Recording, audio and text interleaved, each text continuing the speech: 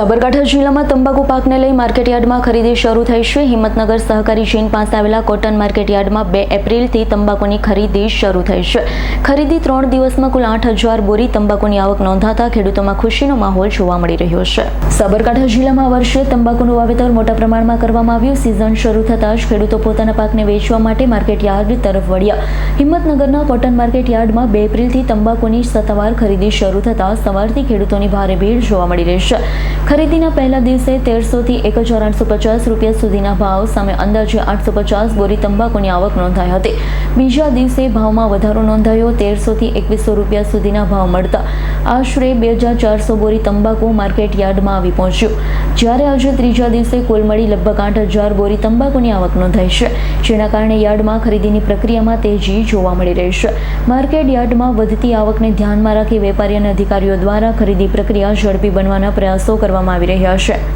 ખેડૂતોને યોગ્ય ભાવ મળી રહે, કોઈ મુશ્કેલી ન પડે તે માટે તંત્ર દ્વારા ખાસ વ્યવસ્થા ગોઠવવામાં આવી રહી છે। હાલ હિંમતનગરના કોટન માર્કેટ યાર્ડમાં તંબાકુની આવક દિવસે ને દિવસે વધી રહી છે। ખેડૂતોને મળતા સારા ભાવના કારણે આગામી દિવસોમાં આવકમાં વધારો થવાની શક્યતા વ્યક્ત કરવામાં આવી રહી છે।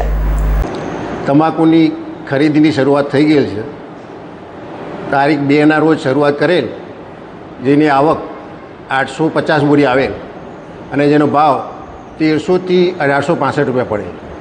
અને તારીખ 3 તારીખે 2400 બોરી આવક આવે, જેનો ભાવ 1300 થી 2100 રૂપિયા પડે છે। અને આજે લગભગ 5,000 ઉપર બોરી આવેલ છે, જે રનિંગમાં ભાવ અત્યારે 1300 થી 1,800 સુધીના હાલ આજે ચાલુ છે। અને અત્યાર સુધી કેટલી બોરીની આવક થઈ છે? અત્યાર સુધી લગભગ 8,000 બોરીની આવક થઈ।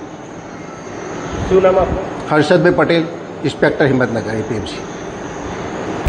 રાજવીરસિંહ રાઠોડનો રિપોર્ટ, S9 ન્યૂઝ, સાબરકાંઠા।